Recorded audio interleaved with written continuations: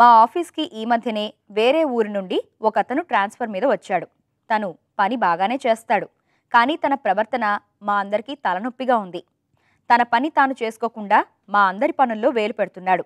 అతనికి పని పరంగా చాలా అనుభవం ఉన్నమాట నిజమే, కానీ మా ఇన్ఛార్జీలు పై అధికారుల ముందు మేము చేసే పనులను గురించి ప్రస్తావిస్తాడు. ఒకవేళ ఆ పనిలో తప్పులున్నా, చేయటం ఆలస్యమైనా ఏదో ఒక కామెంట్ చేసి ఇన్ఛార్జీలను రెచ్చగొడుతున్నాడు. అతని ప్రవర్తన మా సెక్షన్లో వారందరికీ చాలా ఇబ్బందికరంగా ఉంది, కానీ నేరుగా చెప్పలేకపోతున్నాం.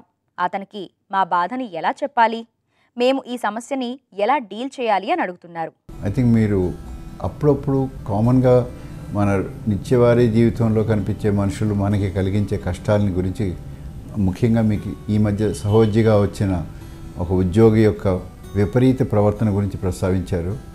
డెఫినెట్గా మీరు ఫస్ట్ స్టెప్ చేయాల్సింది, మీ ఉద్యోగుల్లో కొంచెం పెద్ద మనుషులు 3-4 చేరి ఆ మనిషిని పిలిచి ఆ వ్యక్తి చేస్తున్న పనిని క్లియర్గా ఒక్కానించి చెప్పడంతో పాటు, నువ్వు ఇలా చేస్తే అది నీ పని కాదు, మా పని మాకు తెలుసు అని చెప్పడం. దీన్ని అసర్టివ్ ట్రైనింగ్ అంటాం మేము. నార్మల్గా హ్యూమన్ రిలేషన్స్లో ఇలాంటి వ్యక్తిత్వం ఉన్నప్పుడు ఏమీ మొహమాట పడకుండా క్లియర్గా చెప్పడం.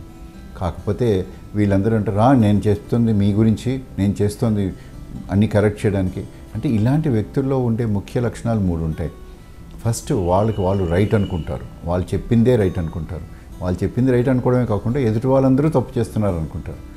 ఆ ఎదుటి వాళ్ళు తప్పు చేస్తున్నారు అనేది ఒకసారి చెప్పి ఊరుకోవడం, కరెక్ట్ చేయడానికి ప్రయత్నించడం కాకుండా, మీరు చెప్పినట్టు ప్రతిరోజు వచ్చి నువ్వు ఇది చేస్తున్నావు, నువ్వు ఇది చేయట్లేదు, నీకు ఇది రాదు అంటే ఎదుటి వాళ్ళని తూలనాడుతూ, వాళ్ళని కొంచెం లోవర్ లెవెల్లో పుష్ చేస్తూ, వాళ్ళు కొంచెం ఈగోయిస్టిక్గా ఫీల్ అవుతూ, ఆహా నేను ఇది చేశాను అని చెప్పుకోవడం, అంటే చేయడము చెప్పుకోవడం సాధారణంగా ఈ వ్యక్తిత్వ లక్షణాలు.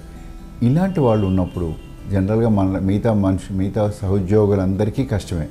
మీరు సత్యం గారు చెప్పినట్టు ఈ ప్రపంచంలో ఇలాంటి మనుషులు ఉండనే ఉంటారు. కాబట్టి ఇలాంటి వాళ్ళని ఒక స్టేజ్లో పెద్దలు కౌన్సిలింగ్ చేస్తున్నారు. ఎందుకంటే కౌన్సిలింగ్ మీరు చేయగలిగేది కొంతవరకే ఉంటుంది, వాళ్ళు ఎలాగా మారరు కాబట్టి.